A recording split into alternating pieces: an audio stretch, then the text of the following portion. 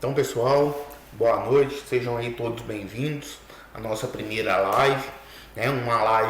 Uma sequência de lives aí, as primeiras sequências de lives aí, a gente vai tratar especificamente do tema mecânica dos solos, né? Por que o tema mecânica dos solos? Durante meus anos de experiência prática com obras aqui na minha região, né? E algumas em outros locais isolados, eu tenho visto que às vezes as pessoas têm um pouco de insegurança de atuar na área geotécnica. E por que isso acontece? Eu comecei analisando pela minha experiência de 10 anos de sala de aula, né? Eu andei verificando que muitas vezes o grande problema é que o conteúdo que vai formar a teoria, ele é dado separado do conteúdo que vai mostrar a aplicação da teoria. Então, o que acontece? A gente não consegue fazer uma associação, né? Essa interdisciplinaridade entre os conteúdos não acontece e às vezes a gente fica ou com uma defasagem na aplicação ou com uma defasagem em condições de conceito. Então, a gente precisa saber muito bem os conceitos de mecânica dos solos se a gente quiser trabalhar com geotecnia. Por quê? Porque a mecânica dos solos é a ciência que estuda o solo, como que ele provavelmente se comportará quando ele for submetido à ação de carregamento externos. Então, é fundamental que a gente tenha um aprofundamento, né, que a gente conheça os conceitos mais a fundo. Então nós vamos fazer aí uma série de remember aí, né? Vamos lembrar um pouquinho de mecânica dos solos. O primeiro tema de hoje que a gente vai falar aí, a gente vai fazer uma pequena introdução, né? Antes da gente começar a estudar alguma coisa, a gente tem que saber a história daquilo, né? A mecânica dos solos, mesmo sem ela existir, realmente se tratando de uma disciplina, de um conteúdo teórico que analisa tantas coisas, ela já ocorre no meio do ser humano desde que existe o ser humano, né? Desde a pré-história, o ser humano vem utilizando do solo para o seu bem próprio, como moradia, situação de transporte, reservatório de água, condução de água. Então a gente tem várias situações que ocorreram ao longo de muitos anos que utilizou-se ali o solo como seu aliado. Mas como que aquilo era feito e tinha esse sucesso? Aquilo era feito de uma maneira completamente empírica, né? Fazia desse jeito, não dava certo, via que daquele jeito não dava certo, fazia de outro. E eles procuravam saber de outros locais, quem já teria tentado fazer aquilo, como fez, se deu certo ou não, para que aquilo fosse repassado. Então, sempre novas construções, elas vinham baseadas em experiências acumuladas anteriores. Então, o desenvolvimento, o comportamento do solo, ele é fundamental desde que o mundo é mundo, né? Desde que começou o ser humano no mundo. Aí na pré-história já começou a ter alguns templos religiosos, cavernas, né? Não era um templo de construção, né? Mas utilizava-se ali os montes. Então, construção de caverna, canal, dique, fortificação, área de refúgio, né? Para período de enchente, eles já conseguiam verificar isso aí. E onde então o solo já era utilizado, né? O material já era utilizado. Várias obras foram ocorrendo até antes de 2000 anos antes de Cristo, né? Principalmente na China. A China teve um desenvolvimento muito grande, rodovia, ponte, canal, muralha, templo, e tudo isso era construído apoiando-se carga no solo. Um grande desenvolvimento aconteceu durante o Império Romano. Por quê? Porque o Império Romano tentava crescer colônias, né? Formar cidades. Então aquela cidade necessitaria de uma estrutura, né? de uma forma de se portar de maneira que ela conseguisse suprir aquilo que fosse necessário para o povo, né? Então eles construíram muitos arquedutos, muitas pontes, estradas que até hoje elas estão intactas, né? Estradas, essa parte de pavimentação aqui na minha região, o pessoal realmente não pegou o exemplo lá do Império Romano, não. Aqui a buracada come na alta, não sei como que é na cidade de vocês, né? Mas aqui realmente a área de estradas, e às vezes é por pequenos detalhes que ocorre uma nova patologia, né? Porque a patologia acontece, vem conserta, só que às vezes não conserta da maneira correta, vai acontecer de novo, e o sistema público cada vez mais sendo onerado. Mas enfim, vamos voltar lá ao Império Romano. Então, grandes edifícios públicos, porto, pontes, sistema de saneamento básico, eles já tiveram uma estrutura, né? E eles tinham uma condição, né, durante o Império Romano, que toda a estrutura deles tinha que ter fundação sólida e boa condição de drenagem. Ou seja, eles já sabiam que eles deviam aplicar carregamentos em solos firmes e que a água poderia influenciar e modificar uma condição de estabilidade de uma estrutura deles. Então, desde o início, né, teve um livro, né, onde dois dos engenheiros dele, o Trajanos e o Plínio, eles descreveram que o engenheiro da obra, ele falava, nem mesmo todo tipo de solo, nem mesmo a mesma rocha são encontrados em todos os lugares e em regiões. Em alguns são terrosos, outros pedregulhos, e em outros lugares materiais arenosos, e geralmente encontrados em quantidades desiguais e de distintos tipos em várias regiões. Ou seja, ele já verificava, como eles começaram a ter uma expansão muito grande, que o solo era um material heterogêneo. Então eles teriam que tomar cuidado quando eles fossem fazer obras em locais com solos diferentes. Então, na Idade Média, houve um grande desenvolvimento das estruturas, né? Cada vez mais as cidades iam crescendo e havia a tendência de grandes estruturas, né? Grandes muros, grandes torres, castelos, catedrais e muito mais. E o que acontecia? Essas grandes cargas, elas aplicariam suas cargas no solo, né? Essa estrutura aplicaria toda a sua carga nesse solo. E o que aconteceu? Muitas estruturas tiveram problemas. Aí a gente tem vários exemplos de igrejas que foram construídas, que a gente tinha que subir os degraus para chegar no corpo da igreja. Hoje em dia a gente tem que descer. E isso ainda vai continuar acontecendo por mais um período de tempo. Por quê? Porque ela está sofrendo um processo de adensamento. E a gente já viu, né, ou a gente vai ver aí para quem ainda não viu, que o adensamento é um processo lento e em muitos casos ele pode demorar muitos anos, né, centenas de anos.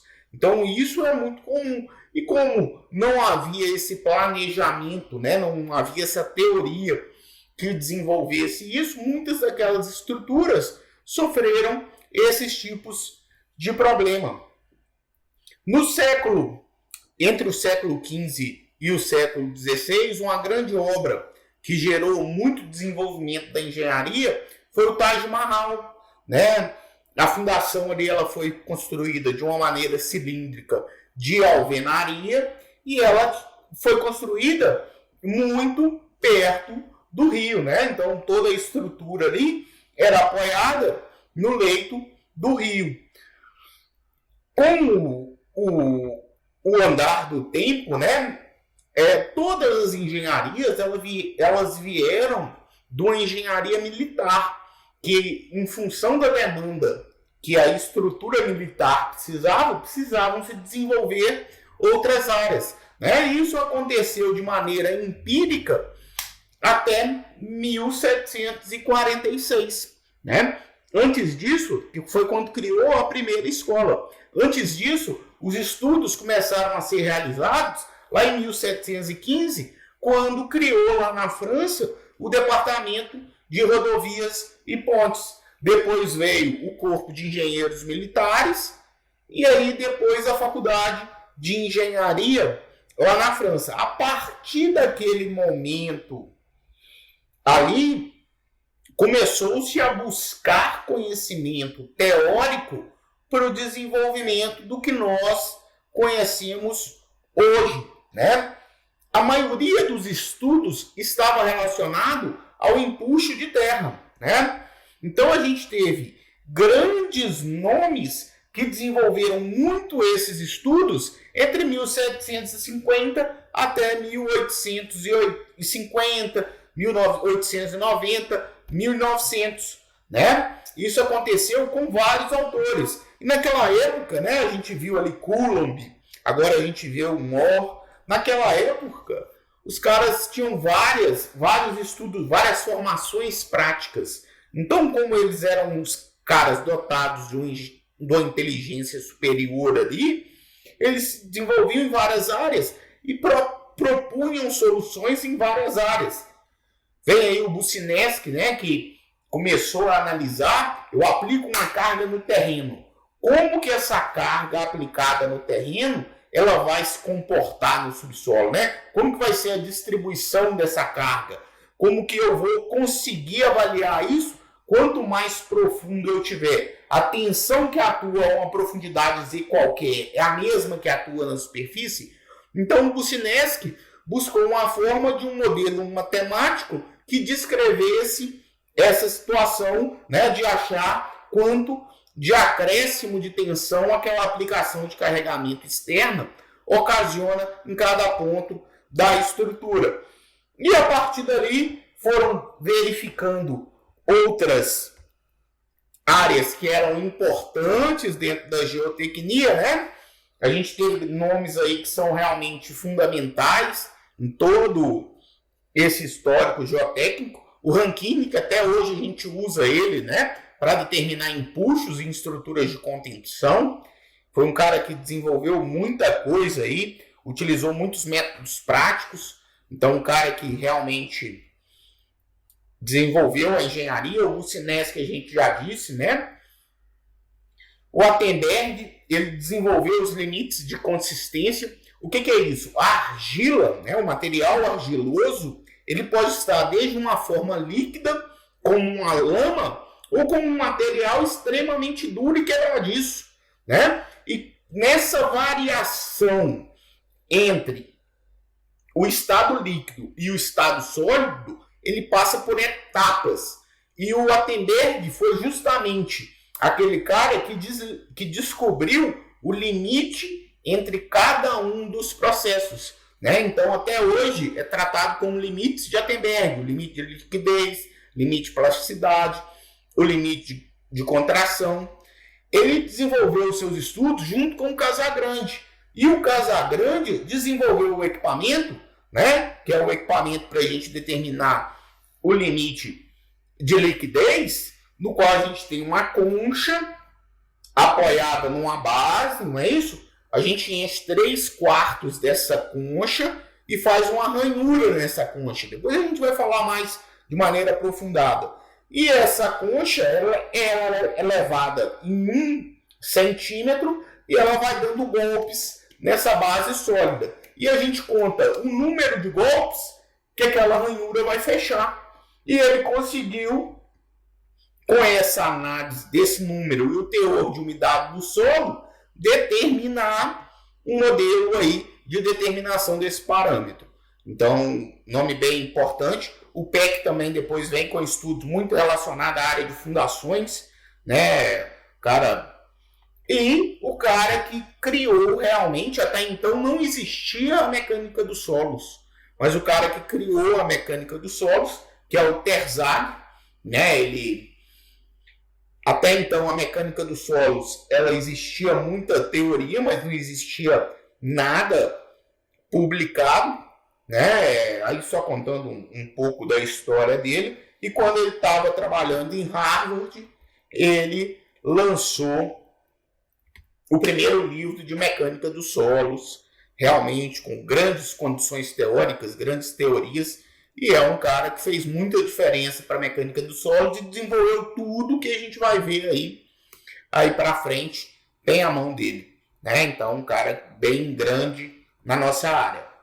No Brasil, o primeiro estudo relacionado aí à geotecnia foi em 1920, estava relacionado a fundações. Por quê? Porque nessa época, São Paulo, o Rio de Janeiro, essas capitais, elas vinham de uma situação onde os edifícios se tornavam mais altos, né? E como os engenheiros da época já não eram bobos e eles não tinham sondagem, eles faziam prova de cargas e criavam correlações. Então, o primeiro trabalho de um brasileiro aí foi em 1920, decorrente desses processos de prova de carga, né? Quando a gente for falar de prova de carga, eu vou mostrar para vocês algumas fotos até da época, bem bacana.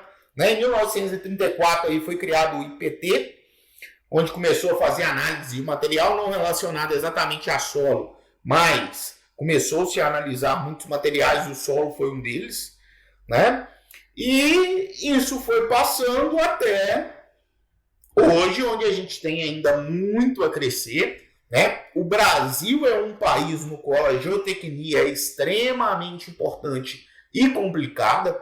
Por quê? Porque os centros de solos nobres ou estão ocupados ou estão longe dos centros. Por quê? Porque os centros ocuparam os terrenos bons, né? A parte antiga, os construtores buscavam fundações sólidas. Então, isso era uma constante. Então, agora, né, com o crescimento das cidades, a gente tem duas situações. Ou você vai para a parte baixa, onde a gente vai ter aí um solo de comportamento geotécnico extremamente complicado, que é um solo mole, nível de água elevado.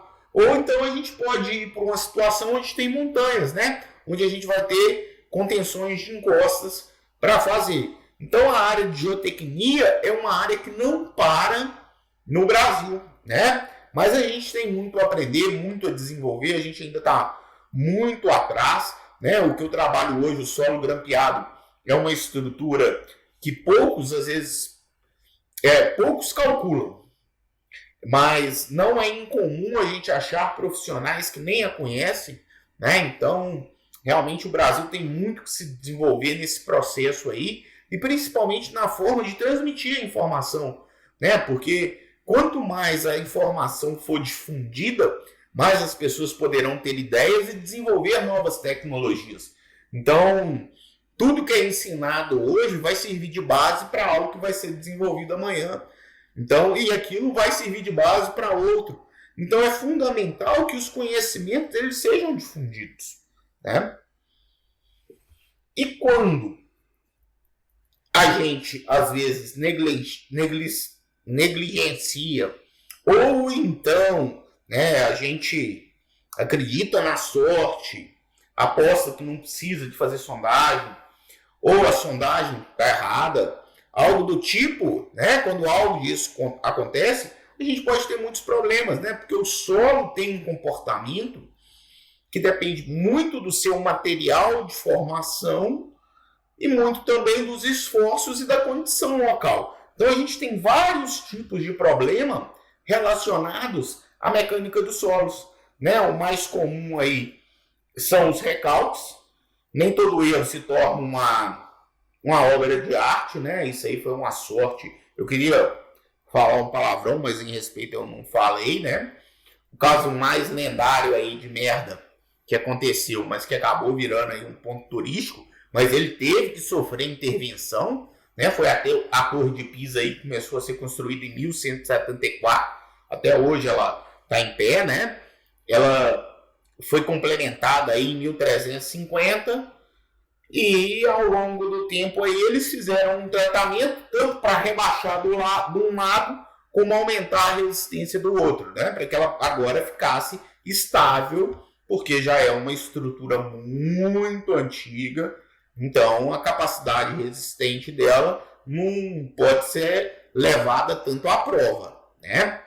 Outro caso muito comum de recalques aí é na Orla de Santos, né?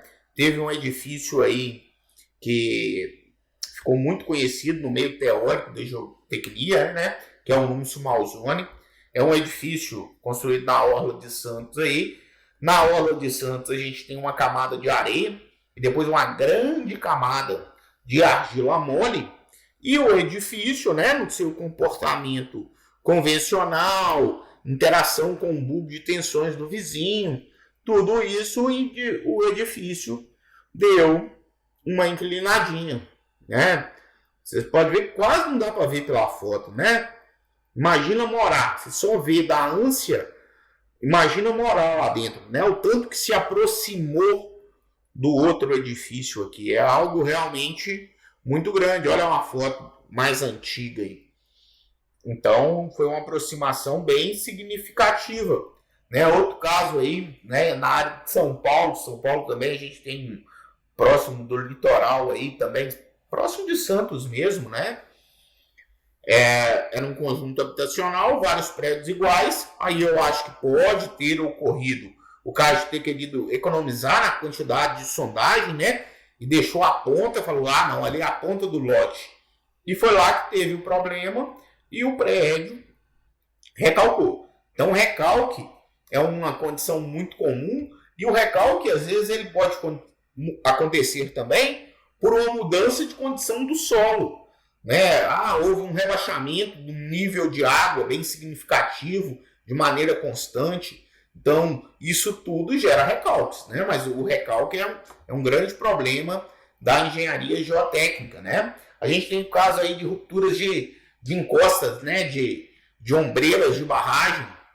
Aí um caso, em 1916 aí nos Estados Unidos, ó, a ombreira aí marcada para vocês, ela depois completamente destruída aí, porque provavelmente começou a dar um outro problema que a gente vai ver ali na frente, que é o piping, ou piping, né?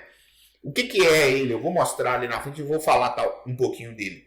Mas ele vai acontecendo ao longo do tempo, depois o processo de ruptura, o solo perde resistência e cai. Olha aí, houve a inundação, né? As fundações não suportaram, o prédio caiu inteiro. A estrutura está até boa, se você for olhar ali, os apartamentos devem estar bem inteiro. Ou seja, o que eu construí para cima, eu escolhi tudo. Mas eu não tomei cuidado com aquilo que eu estava apoiando, aquilo tudo que eu coloquei de bom ali em cima. Então eu costumo falar que a mecânica dos solos é a alma da engenharia, que está relacionada à aplicação de esforços. Por quê? Porque é ela que vai te falar como quem recebe os esforços de qualquer atividade se comporta, né? Então, às vezes, eu acho que falta muito essa conscientização, né? Dessa importância. O piping, o que é o piping? Começa a ter uma diferença de nível, né? O solo tem poros, partículas grandes, partículas pequenas, começa a gerar uma poropressão, né? Uma pressão de água, uma carga hidráulica, e a água, como bicho safada que começa a procurar vazios, e quanto mais ela quer ir para o lugar onde ela não está sofrendo pressão, ela não gosta de ser pressionada. Então ela começa a achar um caminho para o outro lado da barragem. Beleza, o primeiro dia pinga uma gota. No segundo dia, pinga 2 gotas, e essa gota vem com uma partícula de solo fininha.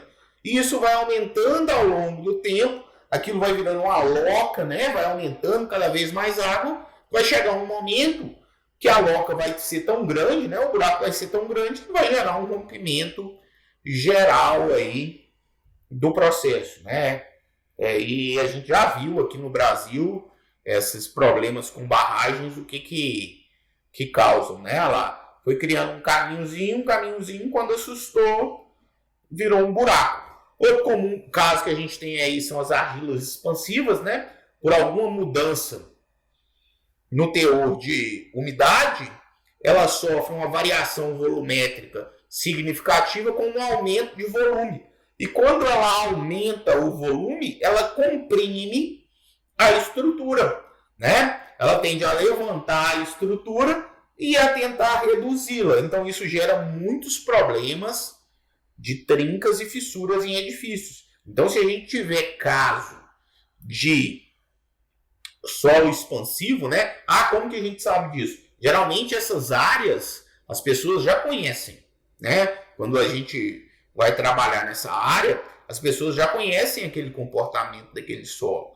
Mas a gente tem que pegar a sondagem. Se a gente identificar que aquela sondagem né? Durante o processo de execução da fundação, às vezes não deu para ver ali, mas por algum motivo molhou ali aquele solo, expandiu, a gente vai para os ensaios de laboratório e ver uma forma melhor daquilo se comportar sem que aquilo gere um dano na estrutura, né? A subsidência. O que é a subsidência? Eu construo um poço artesiano, né? Então eu vou puxar água de um nível d'água, de um lençol freático, começa a puxar. O que acontece? O nível d'água rebaixa. Quando o nível d'água rebaixa, a pressão diminui, né? A pressão da água diminui. A gente vai ver lá na frente que o solo, né? As partículas de solo em contato uma com a outra, elas estão suportando uma carga, né? As cargas são transmitidas entre as partículas. Só que ali no meio, no contato, como é irregular, sempre tem um vazio. E aquele vazio pode ou não estar preenchido por água.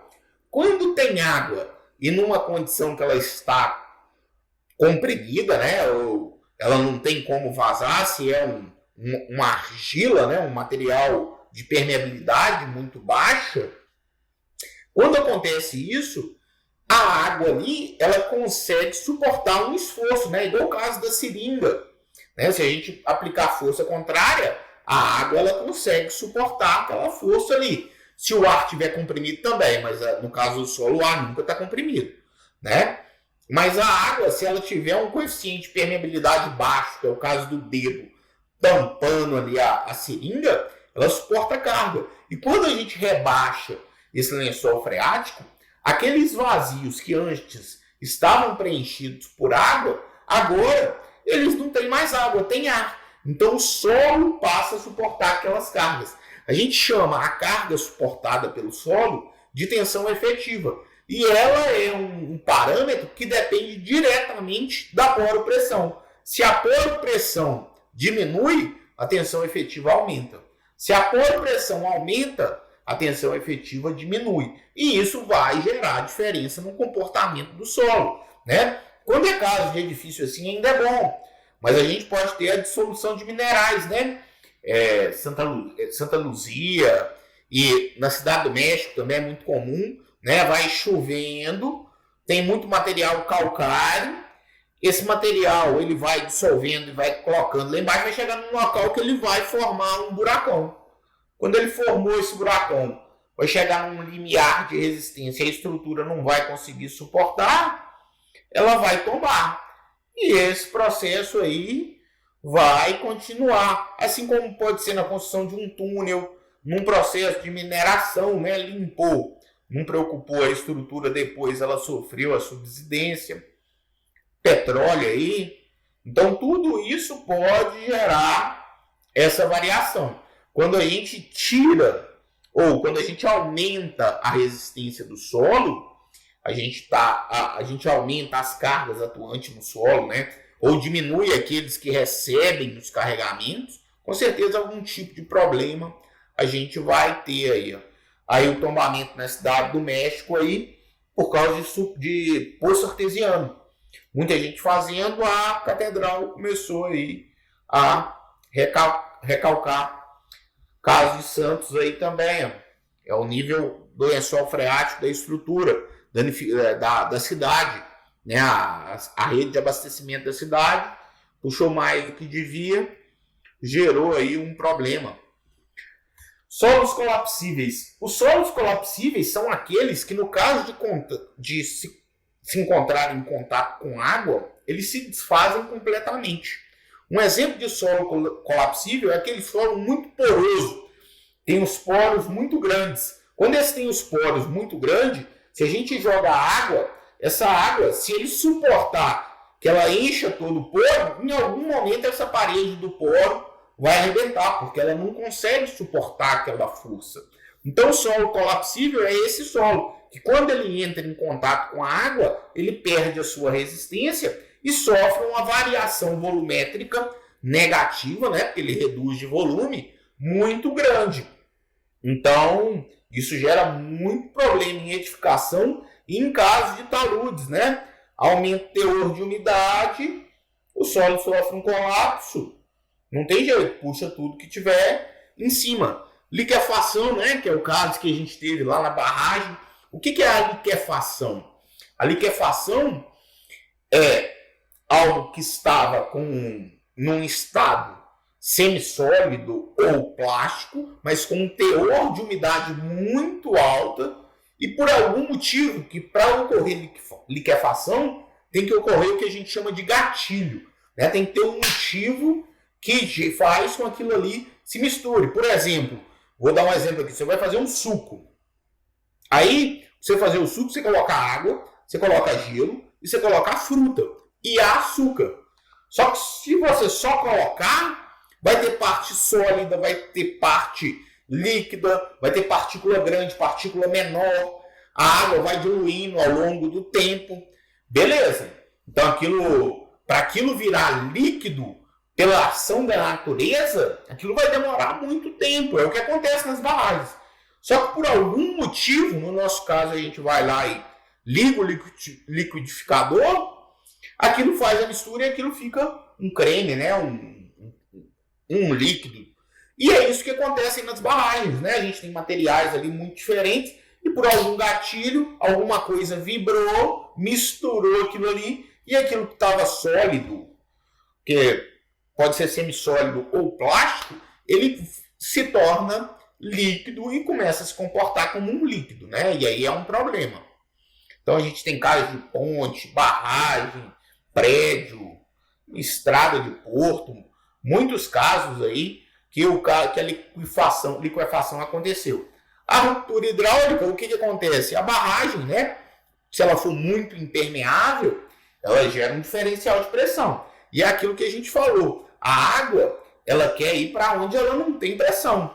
Então essa água que está no pé da barragem aqui, ó, ela começa a buscar forma de sair.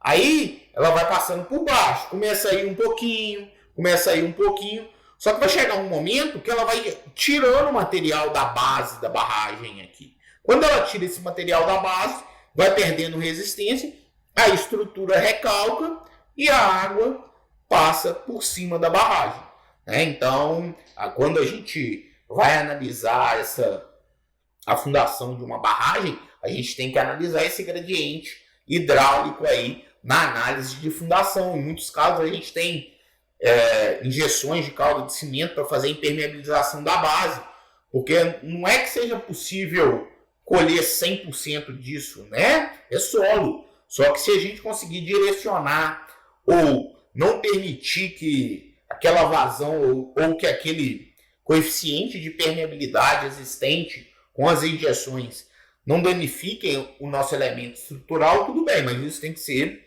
analisado. A gente pode ter os impulsos de terra, né? Pode ser no caso aí de um subsolo, aquele terreno, aquela massa de solo, ela precisa ser contida. Às vezes no caso de chuva, né? Começou a chover, começa a infiltrar a água. Ela causa muitas variações no solo, né? Geralmente problemas geotécnicos estão associados à variação do teor de umidade, ou seja, a entrada de água no solo. Então, no caso dos empuxos, aí pode fazer com que a estrutura seja submetida a um empuxo total, e aí vai avaliar se ela não tiver aquela resistência total, ela entra em colapso, né? Então, o homem vai desmatando, mexe, faz ali uma construção bonita, né? Só que ele desafia a natureza. E se a gente não tomar cuidado, vai tudo pro chão. Então a estabilidade de taludes é uma área bem bacana da geotecnia aí, né? Angra dos Reis, Teresópolis aí, lugares bem conhecidos com esses problemas, ainda na Serra do Mar aí, Teresópolis. Estrada, tudo relacionado a talude, né? Muitas estradas, a lateral são grandes precipícios, e infelizmente no Brasil, é que geralmente é ali que vão se formando os problemas pequenos, vai deixando crescer, daqui a uns dias vira uma cratera desse tamanho, né? Então, o comportamento, a análise, a verificação e obedecer às condições naturais, né? Seguir ali os critérios de equilíbrio são fundamentais. E o que faz uma estrutura dar esse tipo de problema ou não? Isso é o que eu falo, que é a decisão mais importante. é o momento que você vai conhecer o seu solo, né? O solo é aquilo que vai receber todo o carregamento que a estrutura está aplicando. Então ele é o elemento mais importante. Então a gente tem que conhecer ele. Só que se chegar na obra, der 3 pulinhos, eu não vou conhecer o meu solo só de dar os 3 pulinhos, né? Ou então, se eu tiver aquela unha, né, tiraceira, grande, gigante, eu cravo, não tem, então não vai ter jeito. Eu não tenho visão do super-homem, né, de olhar e ver. Então, o grande X da questão da construção é conhecer o subsolo, né? A gente tem que fazer sondagem. É a coisa mais importante da obra. Eu costumo brincar de 2 maneiras. Imagina, você está jogando uma bola, é artilheiro da pelada, igual eu, e você caiu, machucou o braço, não está conseguindo movimentar e você vai para o hospital. Chegou lá no hospital, qual que é a primeira, às vezes antes até do médico te vir, qual que é a primeira coisa que eles fazem? Eles vão lá e fazem um raio-x, porque o médico não consegue olhar e ver o que aconteceu. E é a mesma coisa no caso da engenharia. A sondagem é o raio-x do terreno, né? O meu cliente, ele quer começar a construir, quer começar a investir, mas ele não quer fazer sondagem. Aí você vai ter que fazer uma pergunta para ele. Se ele abriria uma hamburgueria sem ter ou uma churrasqueira ou uma chapa de fritar bife. Lá não tem equipamento para fritar bife. Tem como uma hamburgueria funcionar assim? Então, se quer investir na engenharia, a gente vai ver que o custo da sondagem, perto de qualquer investimento na engenharia, ele é muito pequeno. Então, fiquem ligados, não dê esse mole. Façam sondagem, conheçam o solo, por quê? Porque dali para cima eu tenho certeza que fazer esse bolo não será problema.